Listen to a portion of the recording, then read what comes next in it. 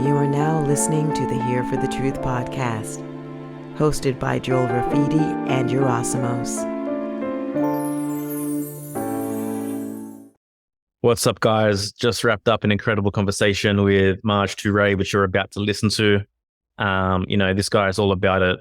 Amazing energy, amazing level of education in the subjects and the topics that really, really matter, and the way that he translates in his thought processes into, communication, which is really impactful.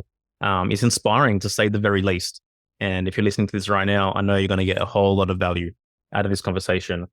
Right before we get into that, I just want to highlight our incredible membership community, Friends of the Truth. If you're down to connect with really empowered, like-minded individuals and have your fire stoked by others, and as well as that, participate in 6 live calls a month. If you're down, for as little as less than $1 a day, then head to friendsofthetruth.co and learn more about it there. And if you're interested in joining us, on our 8-week transformational program for individuals to really embody, what it means to be an individual and to embody your own unique potential and to walk your own authentic path in life, then head to riseabovetheherd.co and you can either sign up or you'll be able to join the wait list. We're recording this episode a little bit earlier, so I'm not sure what the status of that is going to be. But all those links will be in the brief. We appreciate you. We appreciate your support. We appreciate the opportunity to keep having these conversations. So enjoy. What's up, everybody? Welcome back to Here for the Truth. This is episode 136. We have an absolute legend with us here today, Maj Toure, the founder of Black Guns Matter and the Solutionary Community Center. He is a political activist, educator, and philanthropist. Maj has traveled to all 50 states with his nonprofit organization, educating people in urban America about their Second Amendment rights. Black Guns Matter focuses on safe and legal firearms, knowledge, conflict resolution, and the importance of the Second Amendment. After years of serving the country with the help of donations and voluntary support, Maj opened the Solutionary Center located in Philadelphia, Pennsylvania, and not only provides local BGM classes to residents, but offers a host of community support, class trades, and skills to people free of cost. Now, Maj is currently repurposing the BLM acronym and ushering in a new wave, Black Libertarian Movement. He is spreading the libertarian message of freedom and liberty, taking it into communities that need it the most. Maj, thanks for being here for the truth. What's up, man? Thank y'all for having me. I appreciate y'all. Nah, man, absolute pleasure. We've been looking forward to having you on for a while. Dude, one way we always like to kick this one off, particularly with first-time guests, is we want to dive deep into your personal story, your hero's journey, some of the major catalyzing, transformative moments in your life that you think really led you down this path, man, because it's quite a unique one. I just was raised in Philly, and if you notice, most cities, when you live in the city, you don't go generally. The people that live there don't go to the places that tourists go to, and so for me. When I was in school, I used to take tours of City Hall and tours of the Art Museum and tours of William Penn's print shop and Independence Hall. The Constitution was signed right up the street from the house. And so I would go to these places. And as I was reading certain things about, African history or African American history or world history, and freedom and these fights for revolution and liberation and things like that. I was also reading books like the autobiography of Malcolm X. My, family members gave them to me. And I saw all of these same struggles as it related to firearms and just freedom in general. They all were the same to me. So when I'm learning about William Penn getting land from, land being given to his father and his father gifting a lot of that to what became Pennsylvania, him saying, and obviously there's 2 sides, 3 sides to every story, but the things that I was being taught at that time was how he wanted Pennsylvania, or Philadelphia more specifically, to be a place of freedom of religion, freedom of choice, freedom of whatever. And this overarching theme of freedom and fighting against tyranny, I didn't have anything to someone to tell me that these things were separate. Meaning, some people will say there's a difference between the fight for freedom or the desire for freedom that Harriet Tubman had, and it's somehow different than fighting against a different type of tyranny. And so no one was there to put that separation in my brain. So I was equating all of these great freedom fighters, Benjamin Banneker and creators and Frederick Douglass and Ida B. Wells and all of these different people, to Toussaint Louverture. These things kind of like in Philly and going through all of these different historical sites. There's a lot of history, American history in Philadelphia. And seeing that and not having those filters or those separations, I was able to call, somebody fighting for freedom in America in present day at that time when I was in school, and someone fighting for freedom in different eras and people in different parts of the globe. I grouped them all together, and it created a weird amalgamation, like a hodgepodge mix of my understanding of freedom. You're not going to tell me that Malcolm X or El Hajj Malik El-Shabazz was not fighting for a certain type of humanity and freedom. It may have been less extreme as Harriet Tubman fighting for actual freedom from captivity, but these are freedom fighters. You can't tell me that George Mason and Thomas Paine or Bastiat, these men and women, weren't fighting a different devil on a different level, but they're still fighting going in the direction of freedom. So that kind of like was the origin story of the things that at the time I had no idea would be turning into what we're turning into now. But it was a good basis. I always use the example of when basketball players that are great in high school, like Kobe Bryant, who's obviously also from Philadelphia as well. When you're 6'6" and you're a great basketball player that's been playing basketball since you were 2, when you're 6'6" in high school, you're going to play every position if you're great, because your coach is not going to tell you can't bring the ball up. You can't be a shooting guard. You can't be a forward. And at 6'6" in high school, you're pretty much a center too. And so if he would have went to college, they would have said, you're 6'6", you're a 2 guard, and that's it. But because he skipped past that process and then went into the NBA, where he's now the size of some point guards, the size of a small forward, he still was able to escape the cementing of somebody saying, you have to view this thing this one way. You're 6'6", you're a 2 guard. So with me leaving high school, not going to college, and continuously always reading and having this history buff thing and going to all of these different places and Gettysburg and, Williamsburg and all of these different places up and down the East Coast that had Boston, I was able to get a broad understanding without the cementing of somebody telling me, well, this is the type of freedom that you have to align with. This is the type of freedom, if you went to a rural or suburban school, they may only teach you about the strength of George Washington. But I was learning about the strengths of George Washington as well as his fuck the police mentality. And that's 100% what he had. When he and his team took a boat across the river on Christmas Eve to go kill the ops, that's a military mission. And to me, you can't tell me that that's different than John Brown fighting against, who happens to also be white, fighting against, he was an abolitionist, fighting against slavery. You can't tell me that Harriet Tubman carrying a firearm when it was so-called unlawful, even though it was in alignment with the Constitution. You can't tell me that that's fighting against a different type of tyranny. So my skill set was sharpened in a space where I didn't have anybody trying to put a ceiling on my understanding of liberty. And fast forward however many years, and now it's my ability to translate freedom on different levels from different perspectives for different people is what's been very, very beneficial in our fight to overturn some of this anti-gun legislation in America. Yeah. What is freedom? Freedom is the ability to maneuver throughout this life when and where you want, unencumbered and uninhibited by outside forces. And if you look at it from that perspective, we are not free. Off camera when we were talking about, the COVID thing and in different parts of the globe, where someone would attempt to tell you that you can't go spend your money in this store if you don't wear a mask or if you don't have this jab. That is not freedom. Freedom is the ability to assess risk and decide what you want to do, regardless of outside forces. Freedom is the ability to do what you want, especially on your land or your property, without the state coming to bother you and ask you questions. Freedom is the ability to express our love for the person that we choose to spend the rest of our lives with without a license to do so. Freedom is the ability to, I want to build a deck in my backyard and I don't need a permit from the government to do it. Freedom is the ability to, I want to just get enough fish for the week for me to eat off the land, like bears do, without having to pay a game warden or a hunting commission or something of that nature. I could go down 100 different types of licenses that we have in America that are direct infringements on our freedom.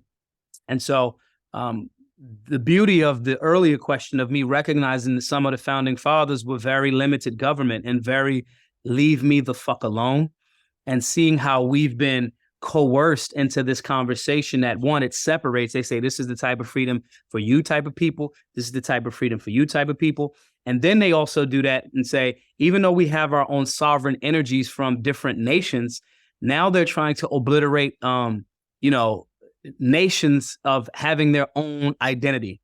And it's a unfortunate attempt that these people are trying to do, whether they're lizard people that some conspiracy people say, whatever they are.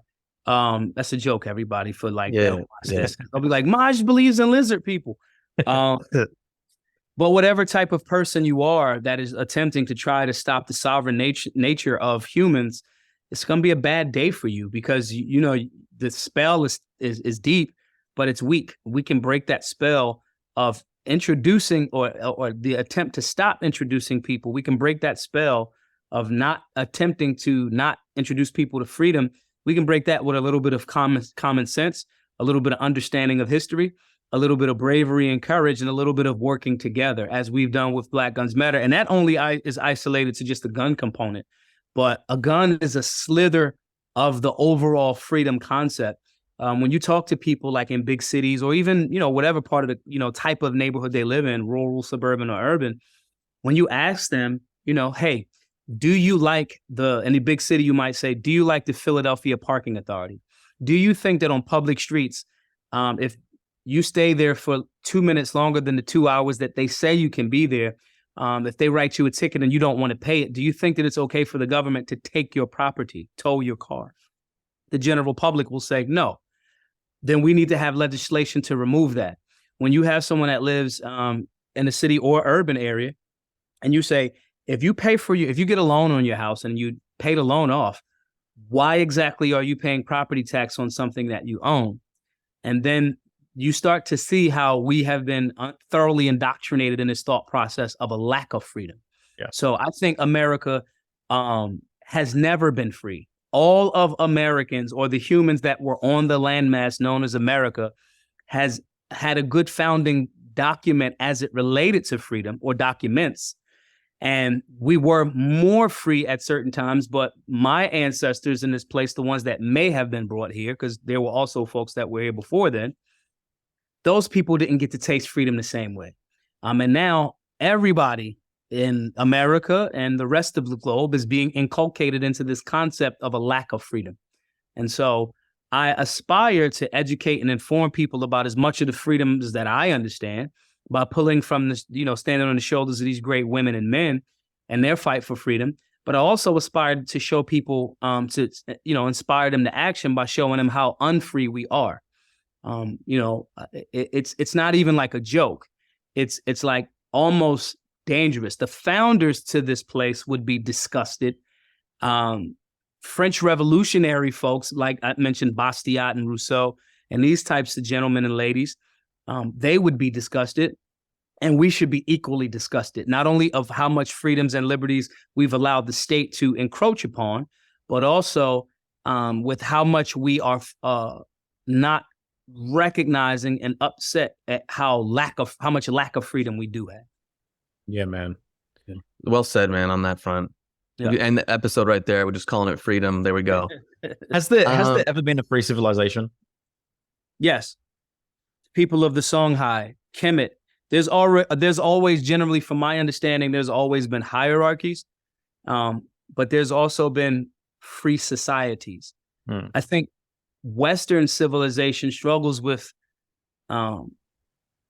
thinking that African or Arab or Eurasian nations, way before into days of antiquity, we think that we're the pinnacle of freedom, and we are not.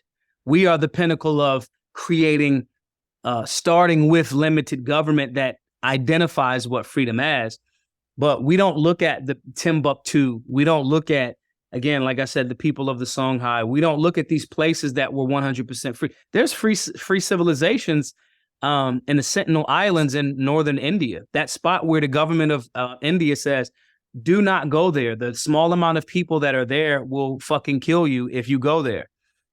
They have their own free civilization. And I think a few years ago, some guy that was saying he wanted to like spread Christianity to that place in northern India, he went there and they fucking killed him. And so I think they are a free society. Freedom to me is, again, don't leave me alone. Just leave me alone. There should be no outside interference with the people or collectives or individuals, because that's what the largest republic is. I mean, the smallest republic, the individual. Mm-hmm. Yeah. There has been free societies. There's always groups of people that, if it's spiritual, for lack of a better term, I don't really know another way to identify it, but there's always people that's attempting to try to infringe on other people's freedom. And if it's like good and bad, that will be the determining factor. If you operating like God, you're promoting and respecting other people's freedom. If you're operating like a devil, you're encroaching and trying to freeze other people's freedom. And so I think there's always been that battle. I think that to the extent that the free people are willing to use violence to defend those freedoms determines the level of freedom that there is. I think that the more and more government or the state throughout history, or the people that run government to try to convince people to vote in their own disinterest, whether that's modern times or way back, I think that the more they recognize that, you know, the general public is well understood of freedom and willing to fight to defend it, you have more freedom. But I think that right now, Americans more specifically, we have become such an empire and so comfortable that we think we're free. Everybody's told they're free. No one's shown how they are free or how to be free. And most people don't recognize that you have to fight for freedom. It is something as simple as hunter-gatherer, you know, I'm bigger, I have more muscles than you, so I want you to do this.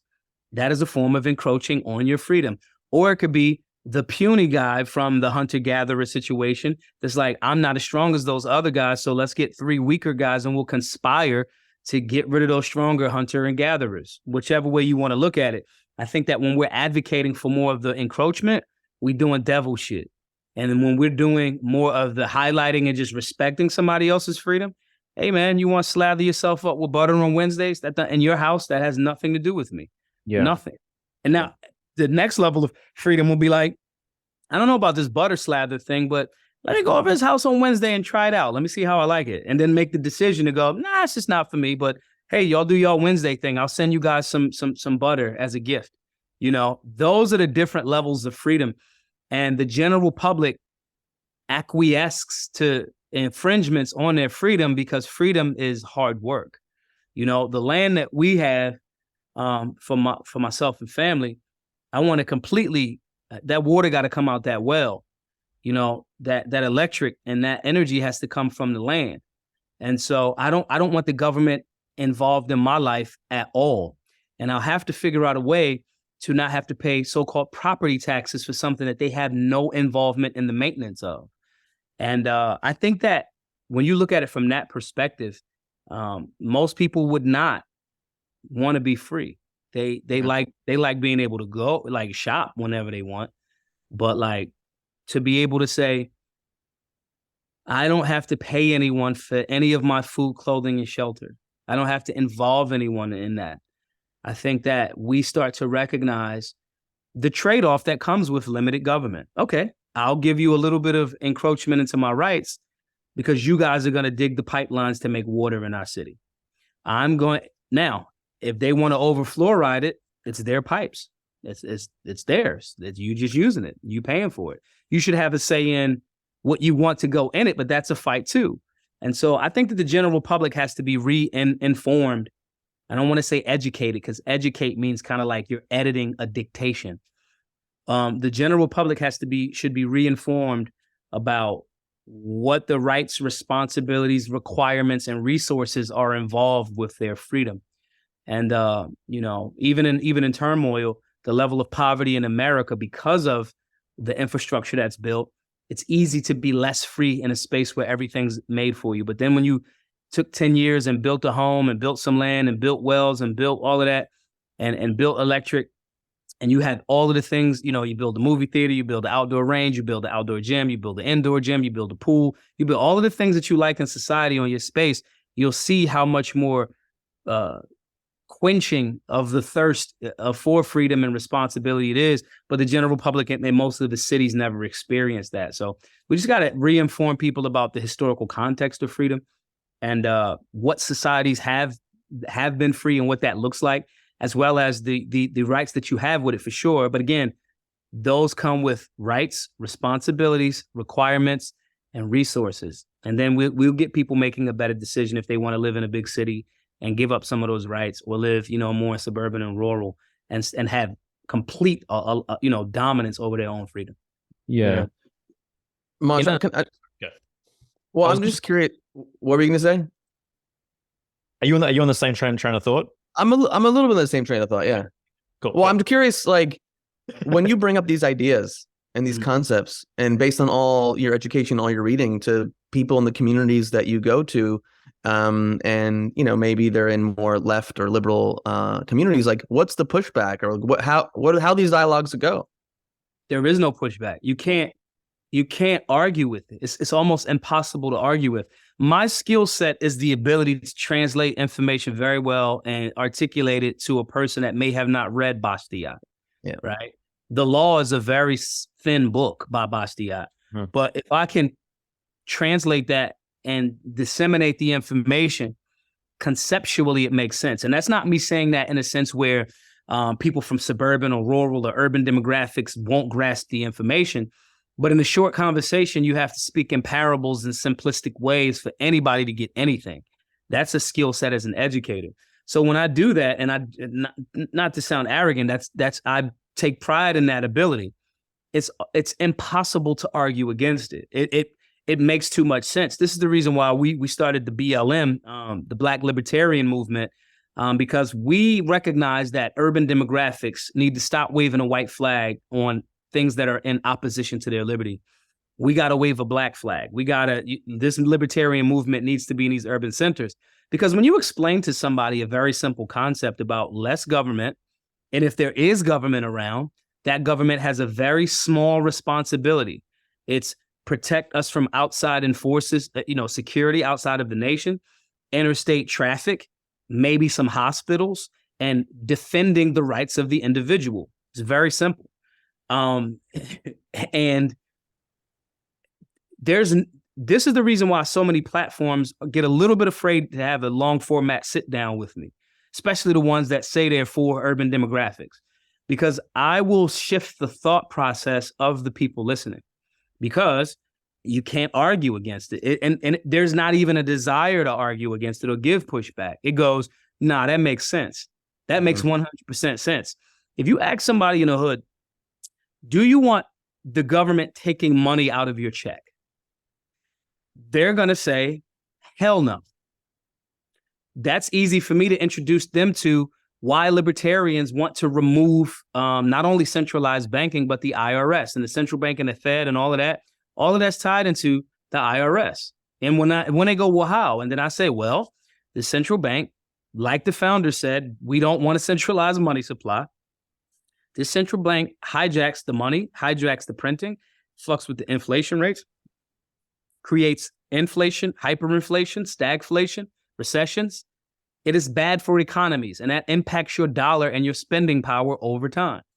When you say that to somebody, that's going further down a rabbit hole for them. But when you say the IRS was started in 1913, it was supposed to be temporary. So people telling you got to pay into this thing, that was supposed to be temporary and you shouldn't do it. They go, yeah, I didn't want to do it. Here's what I made and here's what I took home. That person is automatically enlightened. Because they're going through it, and you're providing some answers to the questions that they've asked themselves. Certain things as, well, if the government, it's not really the government, it's the central banking, the Fed. But if they print up the money, why do they need my money? They print it. Just print up enough to run government without touching my money. That's a simplistic way of asking that question, that everyone that's had a check, especially you take a teenager and it's their first job and they like, I worked for 2 weeks and this is what I'm left with. The explanation of it is to just guide them down their path, this journey to more enlightenment and more freedom.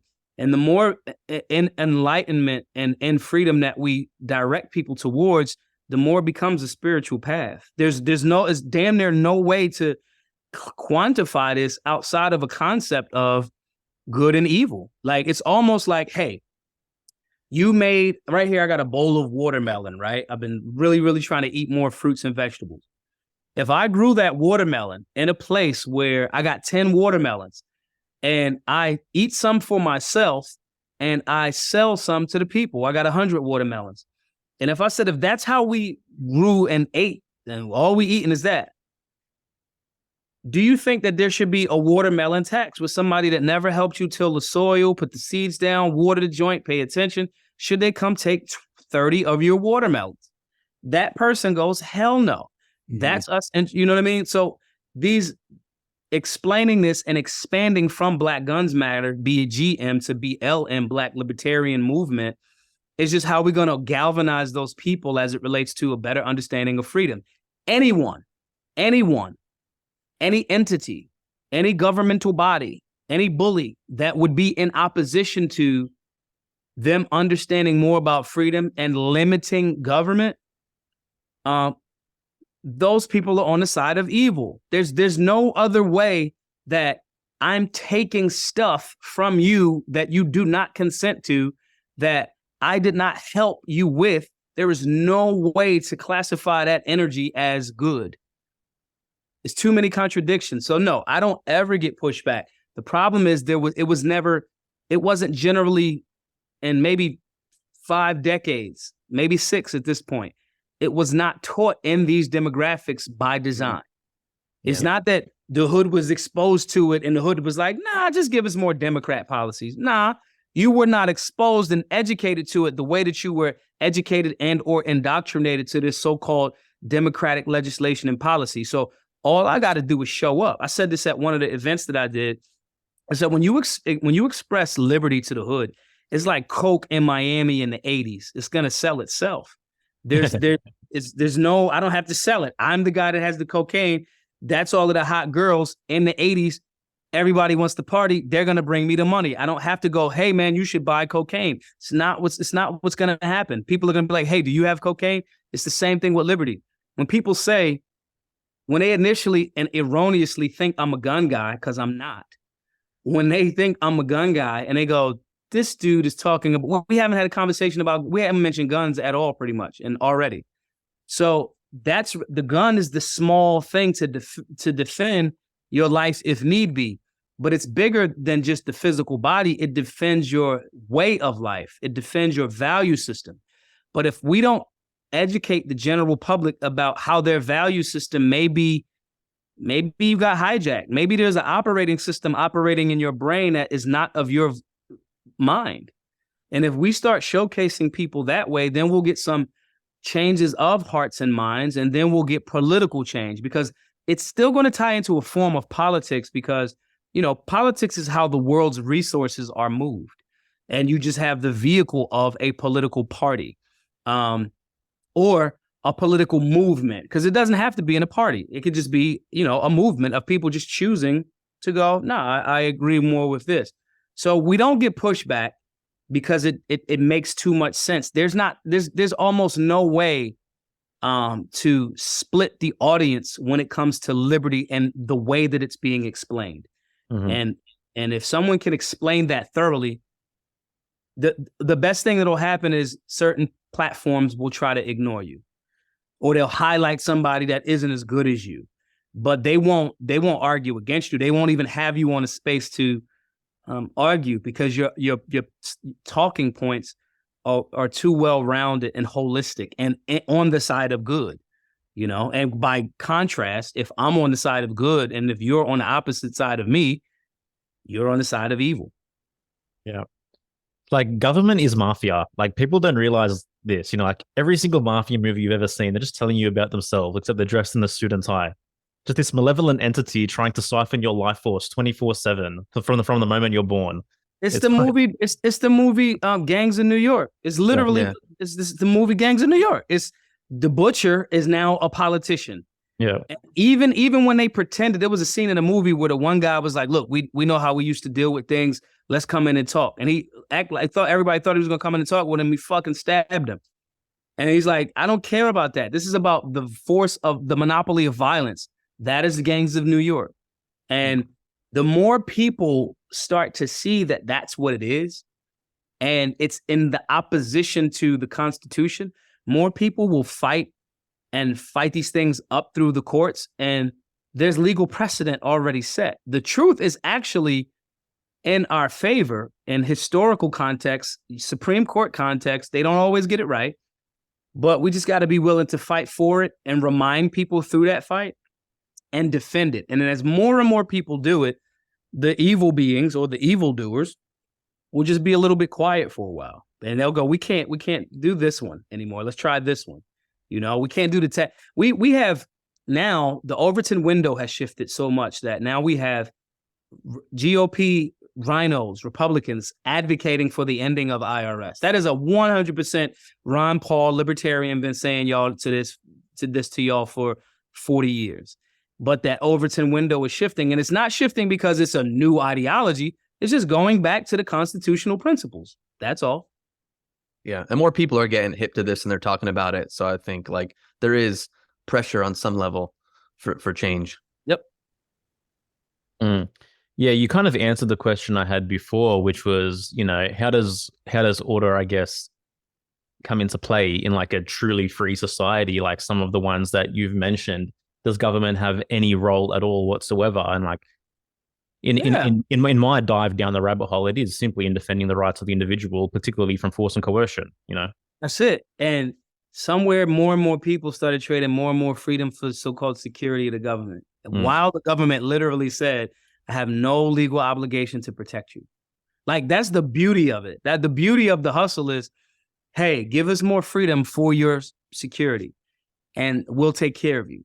And then not even fine print, not even like an asterisk, like the next line, it's like, oh, by the way, we have no obligation to actually protect you. It's the Jedi mind trick is so beautiful that like sometimes I sit back and I'm like, you know, my nana, I say this all of the time.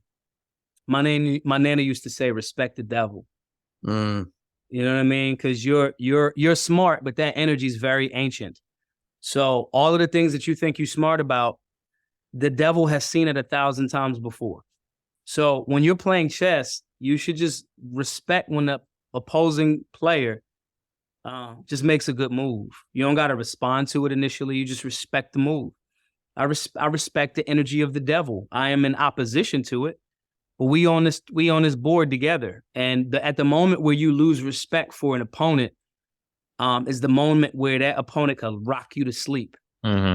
And one of my favorite characters in history is Mike Tyson. And, you know, I remember when Mike Tyson lost the first time. He lost to Buster Douglas.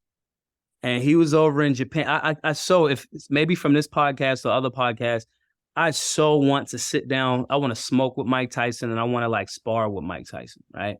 Safer for me to do that now. Not very safe because even at damn near 60 years old, he's an absolute monster in a good way. I mean, in the boxing ring. But I want to smoke, talk, and spar with Mike Tyson. And I remember one of the things that he said about his loss in Japan to Buster Douglas. He was like, you know, I just did not take that fight seriously. I just was over in Japan running through girls and this, that, third.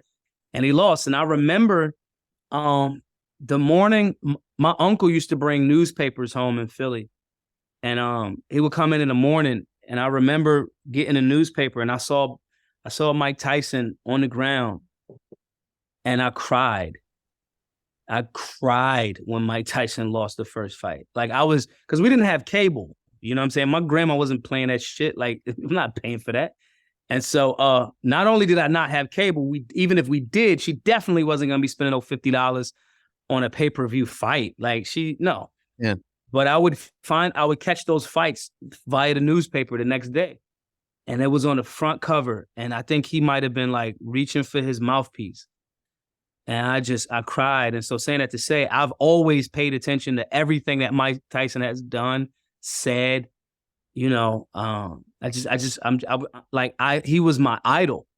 And so when he said that, when he was like, yeah, I absolutely did not take that situation seriously enough. And your ego is not your amigo. So you think that I got this sewed up. And it's like, no, you don't. Respect. And maybe you do. Maybe you do. Good. Just keep working. We don't have to do all of that. Just keep working. But at the moment where you allow vanity to slip in, like the movie Devil's Advocate, you know, you're liable to fall. And so I just respect the devil and try to make sure that all of my information, all of my approaches, the successes that we have in one thing, see if it's scalable. And if it is scalable, scale it, introduce it to people while respecting their freedom to completely disagree with you, and just keep it moving. Yeah, dude, I love that you brought up Mike Tyson, man. I cried when he lost too, dude. I remember where I was when he lost. I grew up in the restaurant business.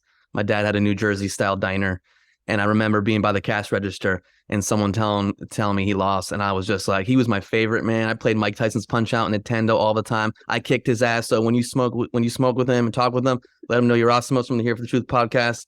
Used to kick his ass, and no one used to believe that I used to beat him. And I used to be like, all right, I'm not going to go through everyone now. My friends would come over. I just use the code.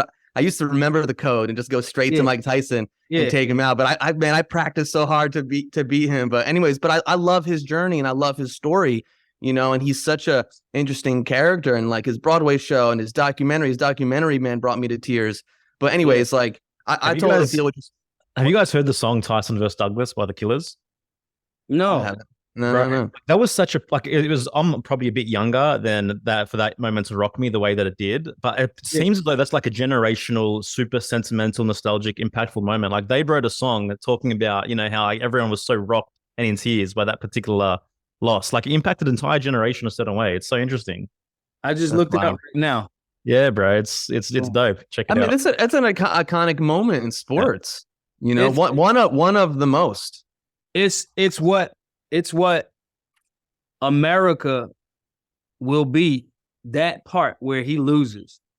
It's what America and potentially humanity will be if we don't get our shit together. Yeah. Like, at that time, his name is Iron Mike Tyson. He's knocking dudes out. If you get up and go get popcorn at the fight, you just lost 10 grand for that seat. Like, it's just it. And America is so steeped in this concept of patriotism, or at least we say, and liberty and freedom. And the founding documents 100% support that. But you could be Rome. Has either one of y'all been to Rome? Mm-hmm. Rome looks shitty. Like right now, like I get the historical, like the Colosseum and the greatness that we have, but Rome looks the city that I was in is very like touristy and like almost like Atlantic City. Mm-hmm. And I'm not saying that to diss the people of Atlantic City, anything like that, but it's like, there's clearly a difference between Miami and Atlantic City. Atlantic City is different now. You can be an empire that falls. Like these Colosseums from thousands of however many years back, we have Colosseums in every major city. They're sports complexes. You can fall. And the story of Mike Tyson is a story of growth, expansion at a very rapid pace. America's a very young nation, like that got everything right. As well, a few things wrong, and some key things wrong. But overall, great expansion in a short period of time. And you have a constitutional republic. If you if you check and balance yourself and you be on point, if you follow this code, you'll be cool. But now you're sliding off into debauchery and just unbalanced debauchery in every single lane, that every single republic that then overdid itself and became an empire and then overstretched itself. You're doing the exact same thing. you are about to get knocked the fuck out like Mike Tyson in Tokyo. And the world should really, if you desire to live in a constitutional republic, or if you're in a constitutional republic, you should really take heed to what is being said right now. You are Iron Mike Tyson in 86. Them years will fly by. And if you are not paying attention to what it means, because republics usually only last about 200 years. So like, we're this close to getting knocked the fuck out. We're doing all of the things that the empires do. And, you know, hold your family and loved ones close and try to re-educate and inform and course correct. Because if we all individually choose to do it with that looming lesson of if you don't, what happens, we then collectively can make a lot more different decisions, because we influence a generation or two back in the direction of a constitutional republic with a respect for the individual right, as opposed to overstretching yourself. Yeah, you're in a different time zone with it. Mike was in Japan sleeping around with a bunch of ladies. There's a time difference there. You know what I'm saying? And so you better get with the time, the current time, and maintain the original balance of what needs to happen for you to be great. And that I don't really know of a better. I just made this up now. I don't really know if I know of a better analogy of what we're dealing with. Oh, this is the first time you've had that analogy, man. It's spot on, man. Yeah. Mike Tyson as a microcosm of America. I love it. I'm tweeting that right now. That's it, man.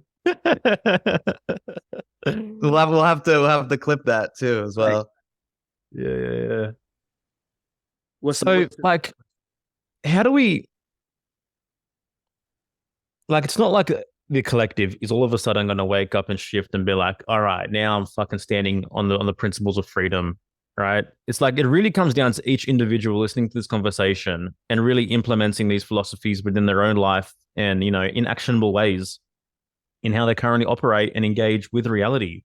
You know, it's up to the individual at the end of the day to make this shift. It's not like people can sit back and just listen to this conversation and be like, oh yeah, there's people out there having the conversations, doing the things, taking the steps.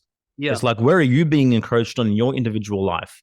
Where is your freedom burdened? And what do you need to do to remove those chains? And if anyone like questions if their freedoms are or are not being infringed, I promise you they are. If you're single right now, again, when you get your check, think about this. The government took the money out of your check before you saw it. Yeah. That is not freedom. That's an encroachment.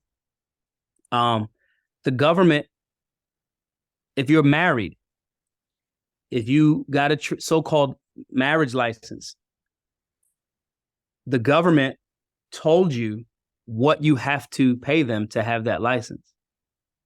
The exchange of a spiritual union between two people, the government said, we determine that. And if you don't give us money, we will not validate it. If you are a person that's over 65 or you're about to go in that direction, there's stories as recently as yesterday talking about how Social Security probably won't even like be there for you to, like, a big chunk of what you was gonna get is gone. It's gonna be reduced. This is all problems issued and created by the government, by the state. I want people to understand that the books that we, libertarians and independent thinkers and books that we read can be complex. Austrian economics can be complex, but it's not as complex as some would have us to believe. No. The government, overreaching government in licensing, telling you what you can and cannot do, while centralizing money supplies, while adding to the inflation on those dollars, historically, not just in America, globally, has been the downfall of every major civilization. Yeah. All of the time. If they influence it through education by removing certain things, we're going to remove home economics. We're going to remove woodworking and crafts. We're going to remove rifle teaching in school. That's the state saying, no, we don't want to educate. We want to indoctrinate. That's the government doing that. When someone says police brutality is an issue in America, that is the government. When someone says, I don't like white people, I don't like black people, right? And when the government says, you black people cannot go drink from this water fountain, that was the government saying you can't. They sanctioned it.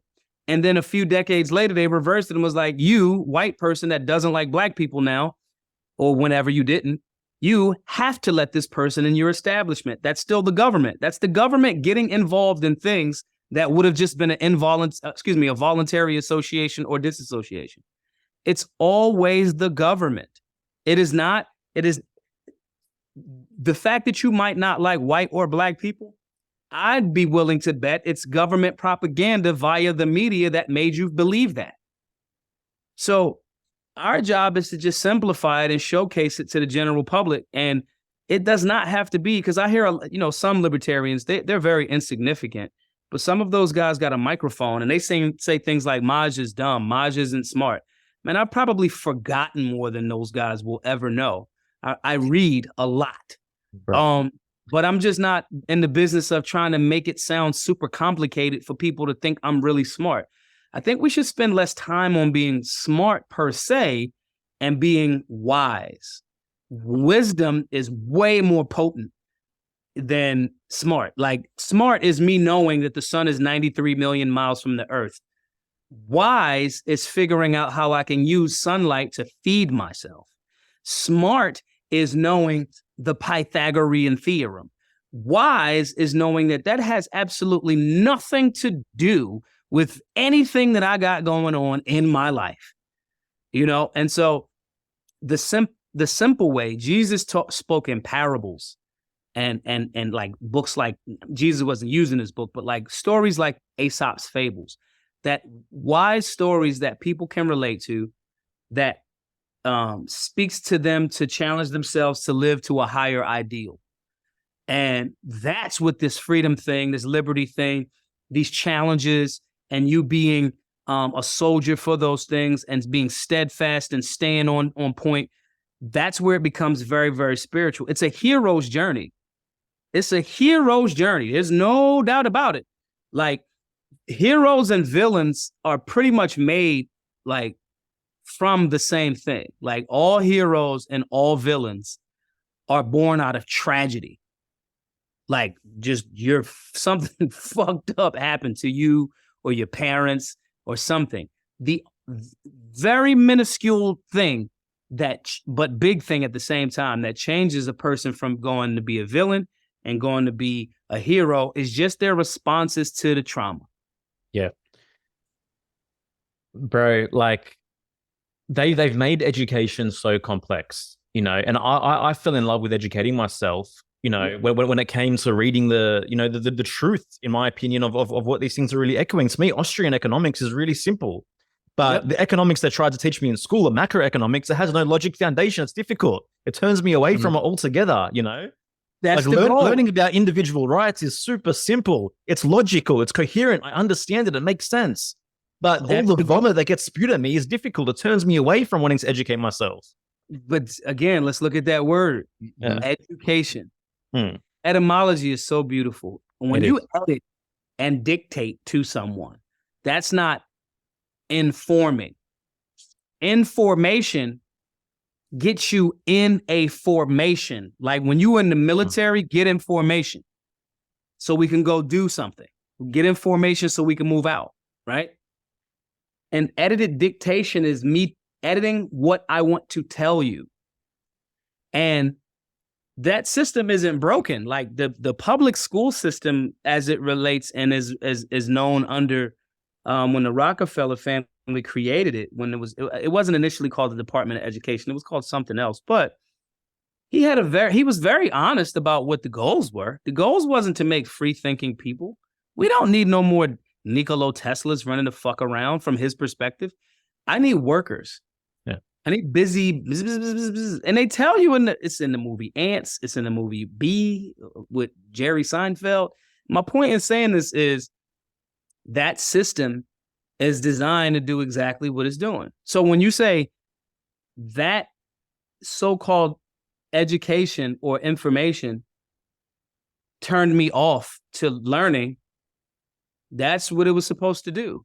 Yeah. And then you take in like, oh, the standardized scholastic test. None of that's real. Like, I'm not super rich, but I ain't broke. I've made more money from like common sense things. Hey, I have a cool design. Maybe I should print it on a t-shirt. Maybe being a bitch is un-American. Maybe there's people that feel like that. Maybe I should make it in a tank top too, because some guys want to wear that for 4th of July. Some women want to wear that in the gym. Maybe there's a lot of people so let's get t-shirts and let's put them on the t-shirts and let's sell them. Free market enterprise. Let's sell them at a competitive price where we can make a decent profit for ourselves and keep our thing going. And the general public can buy it for a price that they're proud to pay.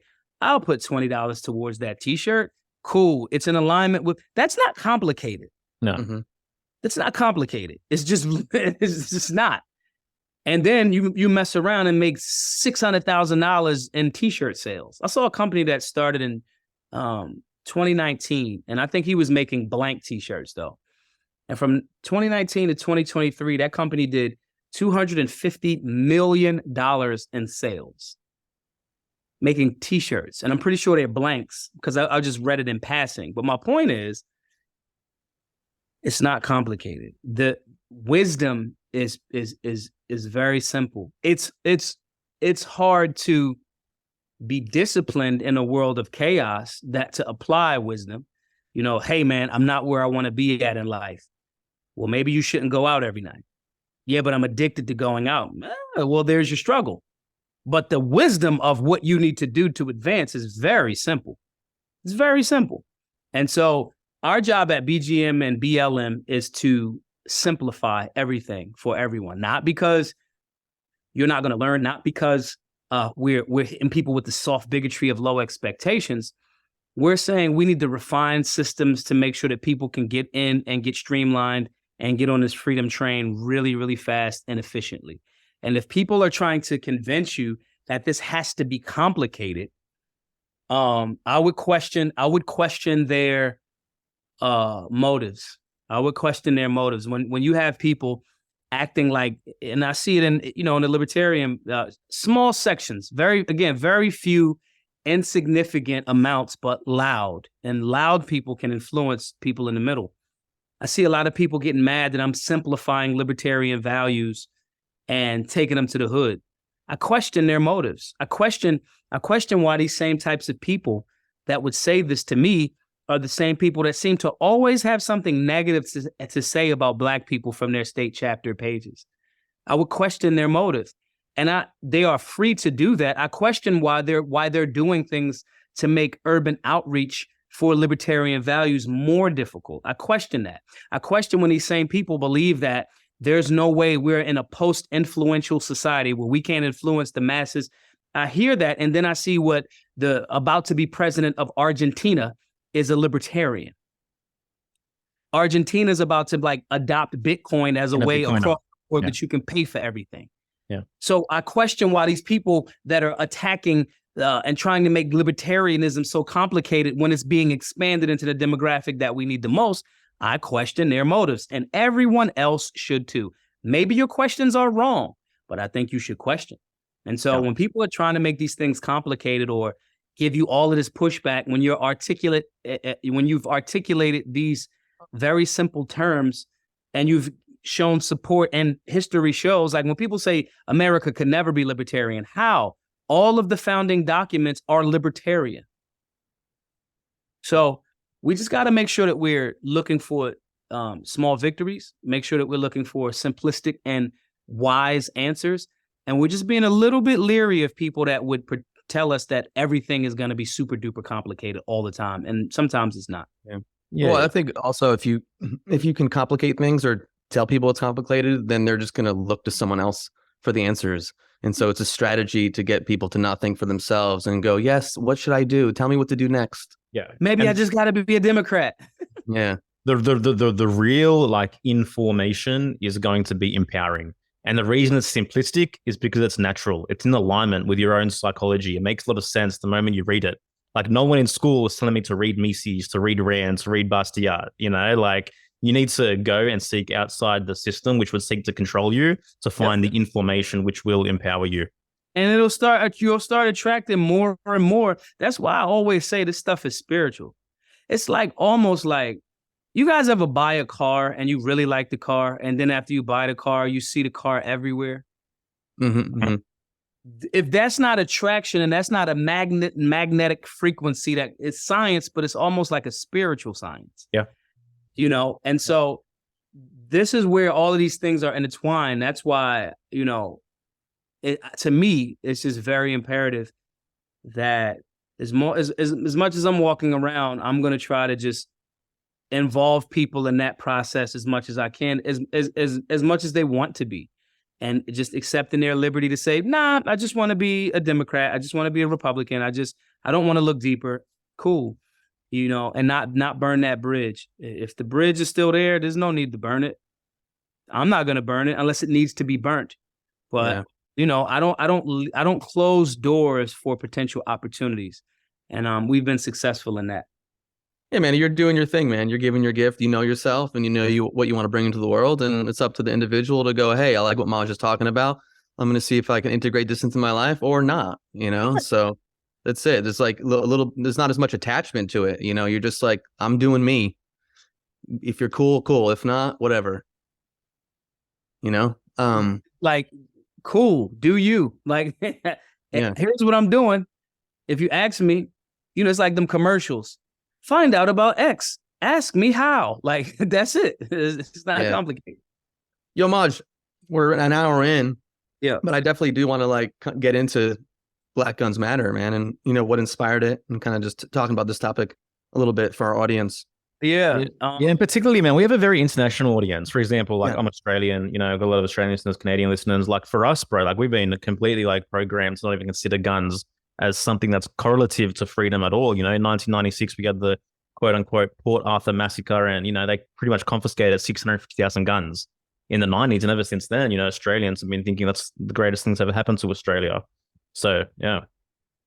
I don't know if Australia has had the closest thing that, you know, that resembles it since then. Because usually most people don't die from shootings. So that's the other part. You can take something bad happens, and then the government says, we want to take the gun so you'll be safe. But generally, people aren't getting killed. So like even in America, where they say, oh, there's so much death around guns, there's 30,000 deaths. They don't tell the international community that 60% of those are suicides. So like they don't say that. So generally, on an average, there's 300,000 times a year where someone presents a firearm to save or defend life, meaning there's 300 on a light year. There's 300,000 defensive gun usages annually. So 30,000 deaths associated with firearms. 60% of those are people choosing to end their own life. But 10 times that amount is when people use a firearm to defend life. Most of those are non-lethal. So the government says, oh, things have been good since we took your right to defend your life.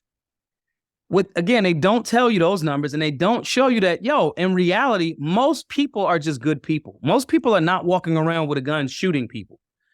So for some time, nothing happens. And people are like, yep, it's because the guns are gone. That's why everything, but nothing was happening before they took the guns. I mean, to the number that they're trying to scare you into believing. Mm-hmm. Like in America, what they call mass shootings make up less than 1% of shooting. It makes up, death is death, but so-called mass shootings make up less than 1%. So they'll highlight that when they say, oh, we got to do something. What they're not being genuine about with us is, we want to take your individual gun ownership so we have the monopoly of violence. That's it. So later on, fast forward from 96 in Australia, fast forward to when they say, we're going to put you in COVID camps. And the fuck you going to do about it? You didn't think about that in 96. because you bought hook, line, and sinker this concept that, oh, violence is everywhere. And it's not. In America, since the 90s, when there's been more and more licenses to carry issued, damn near 30 years, 3 decades, violent crime in America, outside of maybe a few year spikes, one of those spikes being COVID, when you guys told everybody they couldn't go to work, when depression was up and economies were down. Other than spikes like that here and there, violent crime nationally in America has been on the decline since the 1990s. So it's just super disingenuous to not tell the whole story. But again, just like the Department of Education, media outlets, their job is not to tell you the whole story. That's like a part of their job. Their part of their job is to tell the story that benefits their ad revenue, that benefits their donors and their sponsors, that benefits. We have positioned ourselves as left of center or right of center. We want to tell you things that benefit the left of center or the right of center. We do not want to be objective and actually inform you. So when you look at it through that lens, and then when you look at historically in global conversations, every time generally there's like a massive confiscation of firearms, there's like massive, like people die. The only thing that's stopping people, like America as a government, the United States government is horrible. Like they've been bullies across the planet for a very long time at this point. One of the only things that stops other places from coming and like really getting busy with us is you can't invade us. We will fuck you up. Like there's not even like a question about it. Like Americans will shoot you. So it's almost like you gotta kind of play like defeat them from the inside, make them fall on their own, asymmetrical warfare type thing. But like where we are situated geographically, you got to cross an ocean to get to us this way. You got to cross an ocean to get to us this way. Our neighbors to the north and south of us are weaker than us. You just almost can't invade us. And that's because there's 300 million guns in circulation. 300 million guns in circulation. And on average, there may be between 8,000 to maybe 15,000 gun-related deaths that aren't suicides with 300 million firearms. When you start looking at that picture and telling the international community what that actually looks like, not what Everytown or whatever other organization is lying about. And then when you put the caveat of what happened in Australia during the COVID thing, what happens in other nations that do not have private firearms ownership, in places like London where they've effectively stopped handgun ownership, and then the stabbings start going through the roof. When you start having that fuller conversation, people are informed a much better way. The problem is the general public does not want to be honest and balanced about it, even on the pro-gun side, right? We don't say, we at Black Guns Matter do, we say we needed to create things that were in alignment with the solution of that 60% being suicides. So we started, the Solutionary Center, where we do classes that deal with finance, economics, trades, skills, yoga, diet, health and wellness, because that is more of a holistic approach to solving the problem that someone may feel while they may not feel whole, and they feel like they want to get a firearm and put it in their mouth and blow their head off. If we can make this person be a part of the human dream, the American dream, and feel like they have a sincere chance, we can cut back on the 60% of the deaths. So that's why we started doing things that were at the Solutionary Center that were more in alignment with that. But Black Guns Matter was to just inform people that the government is the problem, and we need to have means to defend ourselves from overreaching government, as well as more frequently the potential bad guy that may be in our neighborhood. And when you look at it through that lens, when government is saying we should only have guns and you shouldn't, that is a clear indicator that the government probably wants to take the guns from you because they're afraid that you're going to find out that they've already done something that you probably should shoot them for, or they're about to do something that you probably would shoot them for. And so when you look at that data in that way and you start to educate the people and on a practical level, whether that's domestically or internationally, people start to view it differently. I think that the next round of Black Guns Matter, right now we focus really on the Solutionary Center. finishing his last goal of a little under $300,000 left to raise so we can buy this building outright. But I think that the next phase of Black Guns Matter will be going and having these conversations internationally, because South America, I forget what president it was. It was a president of South America that was like, we want a Second Amendment. It might have been Brazil. Brazil. Bolsonaro, is that his name? Yeah, I think so. I think so. And it's like international community. You look at France, you look at them, the rebellions over there, they're like, no, this is silly. We're not doing this. When you looked at how many people were in opposition to and if you don't watch international news in America, you'll be thoroughly misinformed or deflated, because they'll make it look like everybody's compliant. Man, we had revolutions all over the world over these last couple of years. I saw footage of, in France, they took a sewage truck and was spraying this shit onto Parliament because they were in opposition. So the international community needs to amplify that voice as it relates to their sovereignty as well. America cannot be, our government is not a moral authority to advocate this. The people have to. The people from these different places, like Australia, like, Brazil, remember the Chinese people were waving American flags a few years ago when Trump was in office, asking for a Second Amendment. The people got to start highlighting that through content, the internet, and empowering the people to advocate for their human right to keep and bear arms. And if we do that, we push back against a global agenda. And they're like, at this point, it's not a conspiracy theory. They definitely have conspired, and they are conspired. Like, at this point, Klaus Schwab and them dudes is just like, listen, you guys are going to be slaves, and that's it. Like that, that's just what, in essence, how they packaging it. So it's not even like, maybe 30 years ago, somebody would be like, okay, sure, they're coming for your guns. It's out. You will have nothing. You will enjoy it. You're going to eat bugs. You're going to do electric. Like, come on, it's every fucking movie. It's 1984. It's Judge Dredd. It's Demolition Man. It's like all of the movies. And so I think that there's a vast international community that someone like myself or other folks like you gentlemen can communicate, and we can get that kind of work done as it relates to firearms as well as just liberty. And I think that's necessary for this pushback for the small amount of people that want to control the vast amount of the world's population, and the general public needs to really, really organize collectively to push back against that. Yeah, I agree with everything you said, man. And it's pretty wild how people can't even see here in the US, like the areas that have the most gun violence have the highest gun control laws. Like, it just, that right there just seems so simple to me. And yet they can't take that reality and then allow that to kind of inspire new thought around that. Like, it's just, they blows my mind. They can. The messenger's got to be right. The messenger sometimes, unfortunately, might be equally as, if not more important than the message. In reality, it's not more important, but perception is a big thing. So everything that I'm saying now, Ida B. Wells said back in the day. Everything that I'm saying now, Thomas Paine said back in the day. Everything that I'm saying now, every freedom fighter in opposition to tyrannical situations said however long ago.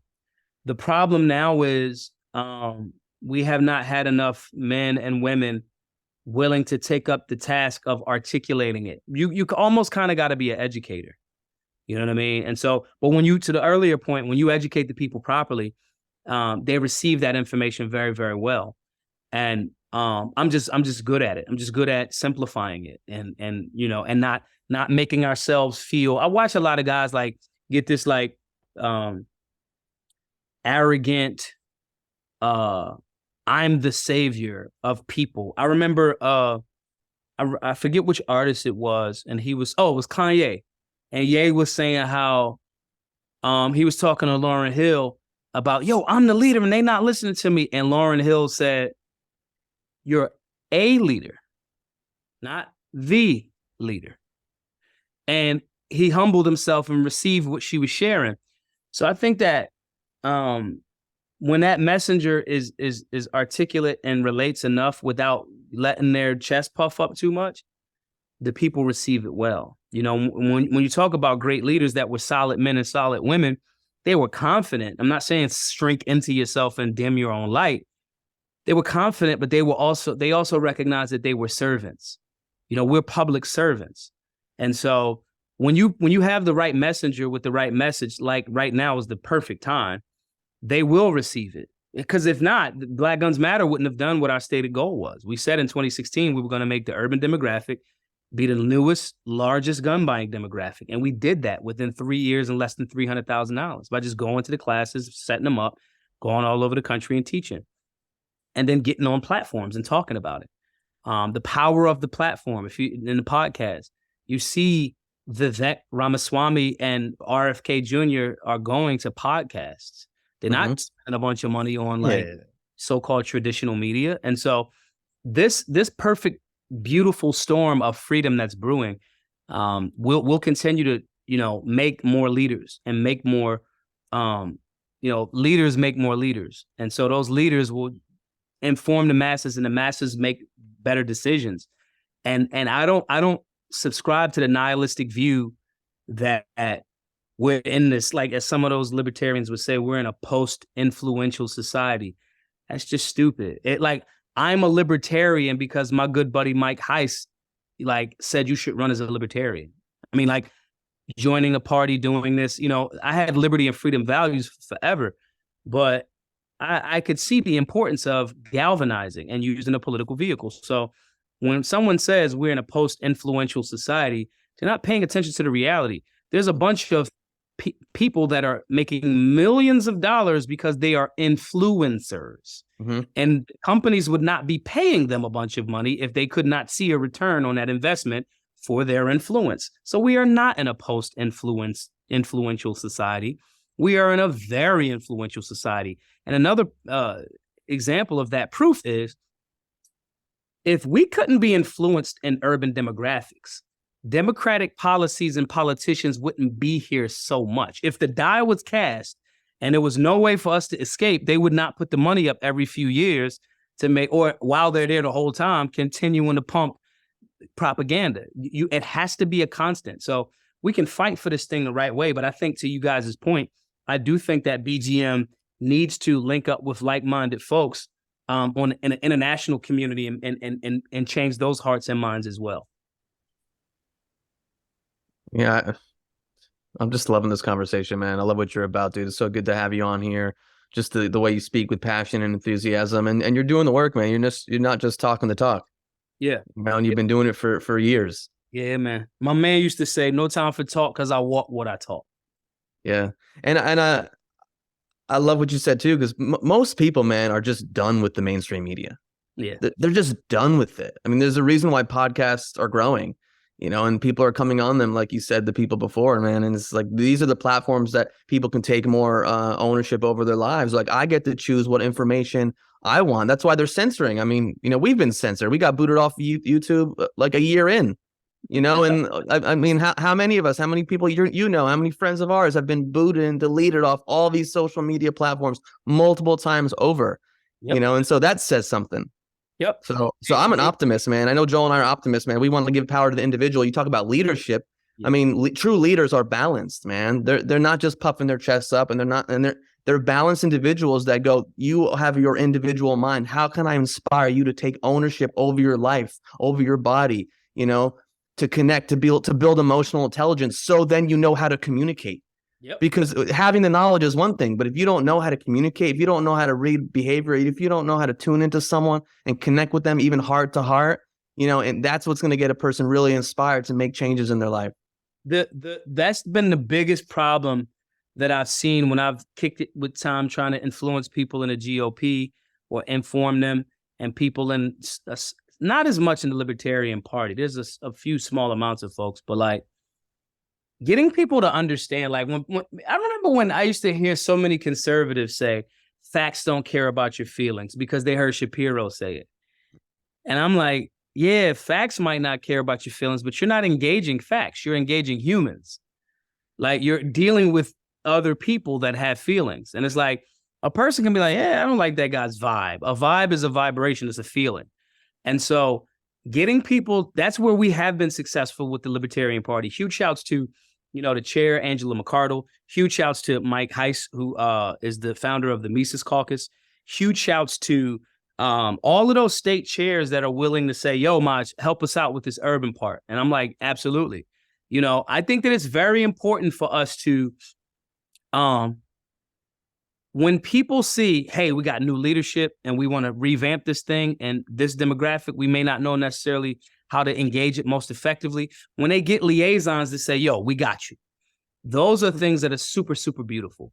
And that's what the Libertarian Party on a national level and a lot of the state chapters have been doing. And I think it's beautiful. I think that has not happened. Some people are stuck in their fool. When I said question their motive. Some people have no interest. They think that urban demographics, which is the most densely populated areas in the country, they think that these are unwinnable districts. And it's just not true. You win the district by changing the minds of the people in the district. That's what outreach is. And so there's never a time when, I talk about liberty philosophy and then I say, yeah, I'm a libertarian. And the hood go, well, what's that? And they go, yo, I never even heard of this. That means we got a great opportunity. And everyone from across the country needs to make sure that they're paying attention to those opportunities. Take those small hits when you get them. Okay, great. If you're out on a date and you're a single dude, okay, weren't able to take a 10 home that night. It's the end of the night. The club's about to let out. You're gonna take the 7, bro. Take the 7.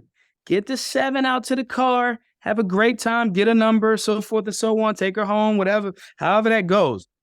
But just because you didn't get the 10, you shouldn't be like, it's no way I'm going to get a 6 or a 7.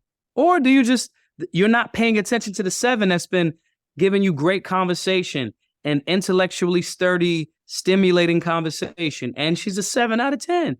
So what? She doesn't have she's not Rihanna. Okay, well, maybe you should be asking, what am I doing that I'm not attracting a 10? Why am I not in a certain space to attract the 10? Maybe instead of just ignoring the 7, you should be paying attention to, am I a 10? Yeah. Right. And so crude example, but it's similar. Take advantage of those small opportunities to have discussions about liberty. Even if it's just, repeating the same thing a bunch of times. Our Black Guns Matter classes are basic classes. I know way more than the basics, but it's not about me. It's about the people that have no idea what the basics are. Same thing with liberty. Same thing with gun ownership. Same thing with a conversation about emotional intelligence. Some people just need to be, okay, some horses won't drink when you get them to the water, but those 10 over there out of that 100 will. Hydrate. Come on, bro, walk them over, have a conversation, drink, be a horse too, drink, but you weren't even drinking. You didn't lead by example. Mm-hmm. Are you a thoroughbred or not? And so these are the little examples that we just all of us just have to consistently remind ourselves. It's a very humbling, respectful, more empowering and robust way to remember to look at the world. Yeah. And how you communicate, I brought it up earlier, but talking at someone versus using a more Socratic method, you even talked about earlier in the podcast, you ask these questions to people. And the thing is, maybe they don't have the answers to the questions, or they don't even know that these are questions that can even be asked. And so they're opened up and they're like, wow, that's interesting. Maj is bringing up these points. And then maybe they come back to you and go, I don't really know what that is. Tell me more about it. And then you can come in and drop your knowledge and wisdom. And then that dialogue ensues in a much different way than you just coming into someone and be like, yo, you're a fucking idiot. You know what the fuck you're talking about. They're trying to take your fucking guns. You're stupid. You know what I mean? It's the worst thing that I see. Some of these guys that are pretending like they are so about liberty. Now, I should be able to just say, you can. I get it. You can. You can just say, you can. But why? Is it helping your overall goal? Now, if your goal is to repulse people, congratulations, you're winning. But if your goal is to spread liberty and spread a thought process and change hearts and minds, that's not doing it. And then you get mad at me when I'm showing some form of success. And then you say, oh, they're only highlighting Maj because he's Black. I don't think so. Maybe it's because I'm very, very influential and impactful. And it is what I'm doing is working. But you don't like that. So again, you're mad at the 7. Are you a 10? Is your approach a 10? Of course you think you deserve Rihanna. Of course you think that. Do you? And you don't know how to talk to humans respectfully? You're the bastion of a libertarian, but you're destroying every libertarian approach that doesn't go along with you being the person that's spearheading it. Maybe you're more of a separatist than a libertarian, and which is possible, and there's no negative judgment. It's just, let's evaluate what we actually are. I am never. I just heard Wes Watson on a video say this a few days ago. I am never good enough. And I don't mean like self-depreciation. I'm worthless. I mean, there's always room for improvement. And in those rooms for improvement, there's a consistent approach to make sure that I'm staying open to where those improvement targets and opportunities may show up. But I think that a lot of people like being a small fish in a small pond. I think that they looking like the cool person in the room. That's right. And you know what I mean? And I'm used to that. There's a difference between the individual who embodies libertarian principles and those who just wear it as a mask because, it gets them attention for a short period of time. I'm a libertarian. Okay, and? Well, no, forget everybody else that's not exactly like me. Oh, that doesn't sound very libertarian of you. And maybe I'm falling victim because I'm falling victim into what you're doing is not libertarian. Maybe I'm guilty of it too, because I just don't think that it's very libertarian for the vast majority of your conversation to be destroying other people. I think the hallmark of a solid big L, little L, in cap, blah, blah, blah, whatever, is just someone that respects someone else's liberty. When I go back and forth with some of these guys, I can't do it anymore because I've given them a lot of tweets. But so now I just don't even even I'm attacking the concept. Even if it's one of their tweets, I'll block out the name and just talk about the concept. Mm-hmm. But when I was going back and forth with those guys, those few guys, all I could think to myself was, man, I never see you spread this outside of your little bubble. And of course, you want to say, well, I don't want to. It's not about spreading liberty. Okay.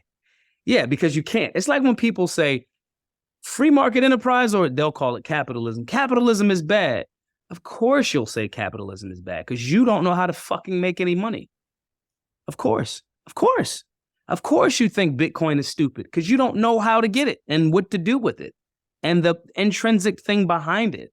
Yeah. So then it turns into that, that's not real libertarian. I've had conversations with people getting mad at me about my position on reparations. One, you don't know what reparations is. You've got a leftist propagandized definition of it. Two, you didn't ask me what it means. What do you mean by that, Maj, before you critique me? And then third, Rothbard had a position on reparations 50 years ago.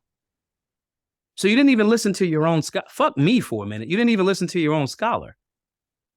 Then when I present all of that, then they go, well, that was, he had a view of reparations, but shut up, bro. Get back in the books or get your head out of Twitter for a second. Go outside and spread liberty in your own town. I contend that the vast majority of people that consistently try to find a problem for every solution, they got something else going on. It might be bigotry. It might be the insecurity of not being the coolest guy in the room.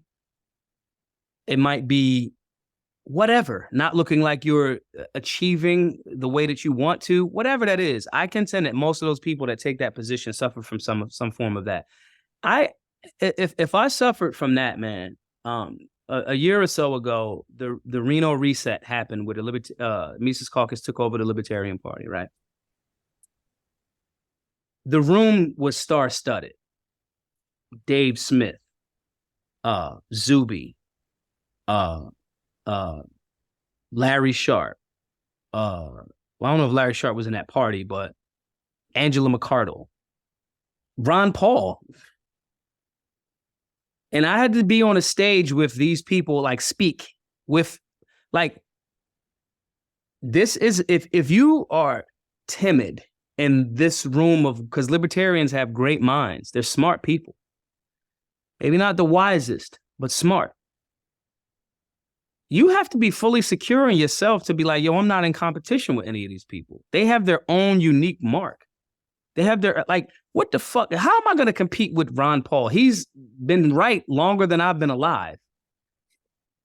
Like, what kind, you know how many books he's written? Like, what do you mean compete? There is no competition. Just go be you.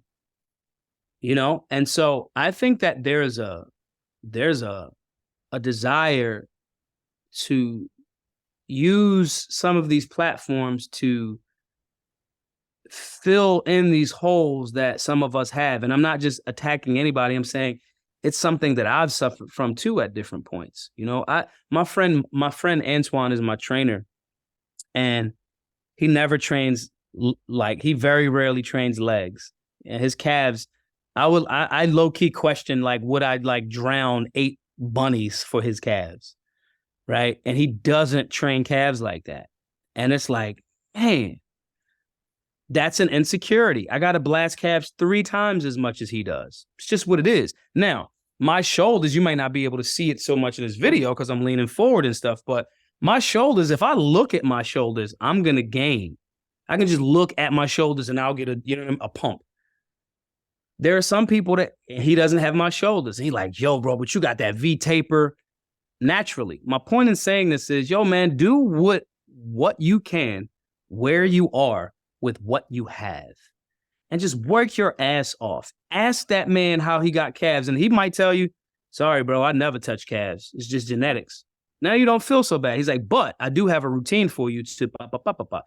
This is what we have to forget. Just libertarians, forget just gun owners, forget just Americans as humans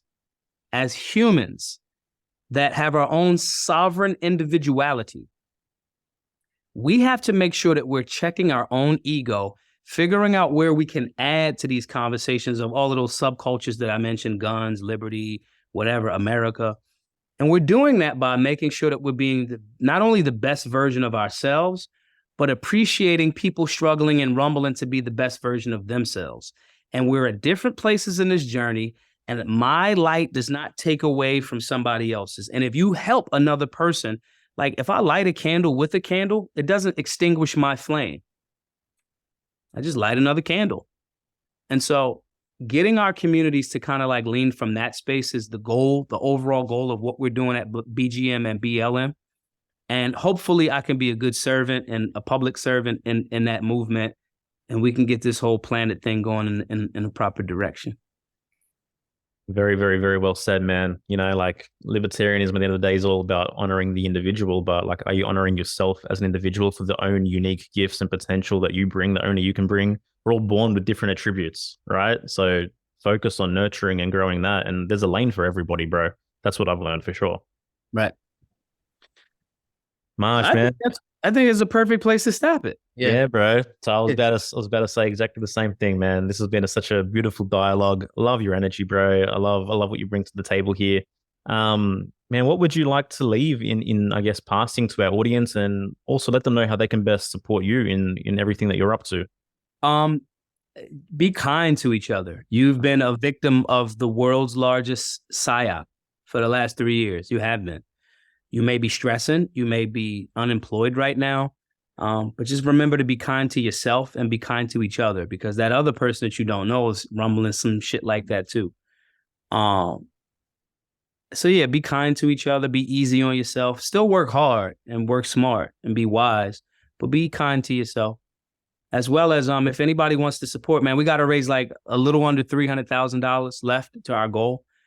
If you've learned something in this podcast, make sure that you're sharing not only this podcast, but the other ones as well. Keep putting that energy out, share it. You learn something from it, somebody else might learn something from it. So donate if you have. GiveSendGo.com/solutionary. and just pay it forward, man. The classes that we give are free to all because of voluntary donations, and we want everybody to freely, voluntarily donate. So it would be dope if we could raise $3 million, but let's get 10% of that at $300,000. I've given all of the money away. I think so far we've given away around $600,000 over the last few years. But let's just be kind and let's support the work if you got something of value from this conversation. And if you're going through something, email me, man. It's my name, majtoure@gmail.com. Just email me. I'd rather you send me your phone number and we talk about it than like read your obituary. You know what I'm saying? So if you're going through some shit, don't make my job harder by killing yourself with a gun. Don't kill yourself at all. Let's talk about it. Let's figure out a way we can get some money, some yoga, some good fruits and veggies or something. But I'd rather talk to you. I'm like super down to earth, so don't feel weird about, I can't send him my number. Yeah, you can. And I'll probably call you more than likely, like as soon as you send it, because they come right to my phone. So let's just be kind to each other, support the work. And that's it. Much love and respect, man. Yeah. Thanks, Totally. man. Guys, All right, y'all. thanks for listening. Take care, everyone. Such a dope conversation. Thank you so much for listening. If you love what we're about, if you want to hang out with us, communicate with us directly, and also a empowered, like-minded tribe of, people really on the path of embodying some of the principles that we've talked about today, then we'd love for you to, join our membership community, Friends of the Truth. You can join on a free trial, 7 days free. Head to friendsofthetruth.co, introduce yourself, and, be welcomed by really some of the best people. Again, thanks for listening. Thanks for the support. Smoking mirrors, I'm seeing through the illusion. Waking up in a time, they think you're in a delusion. Somebody set the alarms, cause they be too busy snoozing. I'm in a DeLorean. Fast forward and never